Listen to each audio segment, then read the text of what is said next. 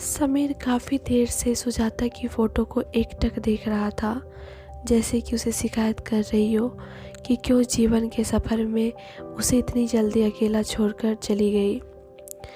समीर के हाथ में सुजाता की लिखी हुई डायरी थी, जो वो अपनी बेटी रूही के जन्म के बाद से लिखती थी। रूही के जन्म के कुछ महीने बाद सुजाता को पता लगा कि उसे कैंसर है। बहुत इलाज हुआ था, दवाइयाँ चली, कीमोथेरेपी हुआ।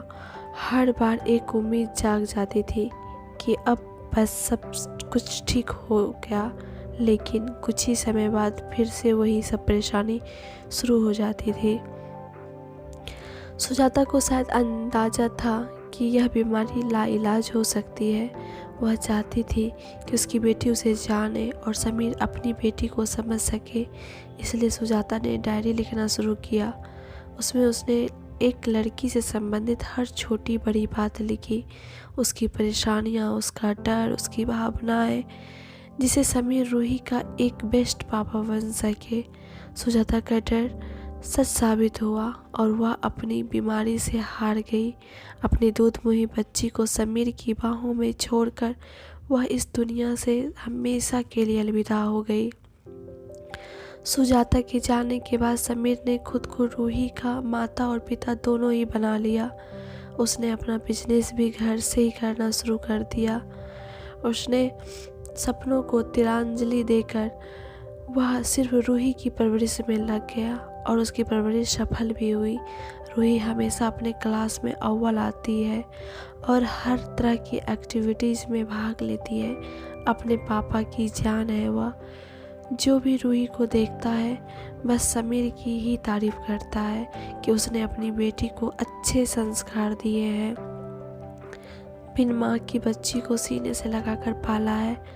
आज रूही अचानक से ही स्कूल से हाफ डे लेकर आ गई। उसको देखकर समीर ने पूछा भी, क्या उसकी तबीयत खराब है? मगर बिना कोई जवाब दिए उदासी चुपचाप सी अपने कमरे की तरफ चल गई। समीर की नज़रों से उसकी स्कर्ट पर लगा हुआ वह लाल दाग नहीं छिप पाया। समीर जान गया कि उसकी छोटी सी रूही किशोरावस्था में प्रवेश कर चुकी है और आज उसको अपनी माँ की सबसे ज़्यादा ज़रूरत है। उसी समय से समीर बहुत परेशान है कि जीवन के इस नए चरण, इस नए पड़ाव के बारे में उसे क्या और कैसे समझाए।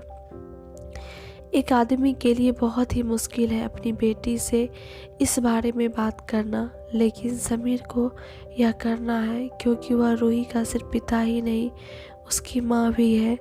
समीर को पूरा यकीन था कि सुजाता ने अपनी डायरी में इस बारे में ज़रूर कुछ लिखा होगा और वह सुजाता की डायरी को पढ़कर रूही से बात करने और उसकी उलझन को सुलझाने का तरीका समझ लेता है। अपनी रूही के जीवन के इस नए पड़ाव में उसकी माँ की तरह उसका साथ देने के लिए पूरी तरह से तैयार है।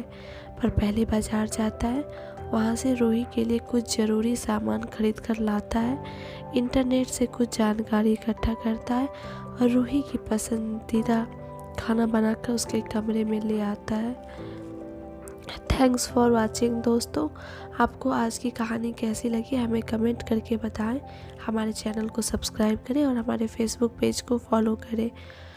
फिर मिलते हैं अपनी अगली कहानी में, तब तक के लिए अपना ख्याल रखें। धन्यवाद।